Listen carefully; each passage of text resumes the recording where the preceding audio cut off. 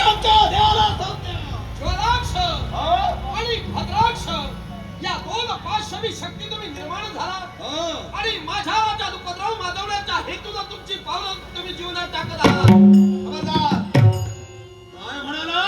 पुढे जर का पावलं टाकण्याचा प्रयत्न केला तर परिणाम वाईट होतील. ए राजकर्त्या, या तुझ्या नगरीत आम्ही जो प्रवेश केलाय तो एकाच हेतून. कोणता हेतू? ज्या जठराग्नी आमचा पेटून उठलाय तो त्या जठराग्नी शांत करण्यासाठी, या तुझ्या तमाम जनतेला या वेळी भक्षक बनवण्यासाठी आम्ही तत्पर होणार हे आहोत. ज्वलाक्ष हा? जीव जीवस जीवनम एक जीव दुसऱ्या जीवावर अवलंबून आहे हे तत्व आम्हाला सुद्धा माहिती आहे.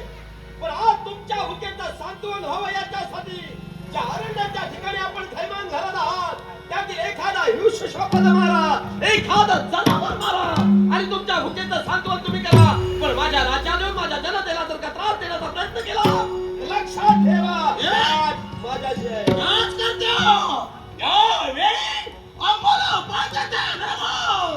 तर या नरमावसाची सोय या वेळी आम्हाला लागली आहे आणि ते तर मनुष्याचा रक्त गटागटा पिण्यासाठी या वेळी आम्ही तत्पर होणार आहोत. ही तुमची इच्छा केव्हाही पूर्ण होणार नाही जोपर्यंत मी तुमच्या डोळ्यासमोर ए आहे. राजकर्त्या, या वेळी जर का माझ्या मार्गाला टाळणार असेल, तर तुला शेवट करू.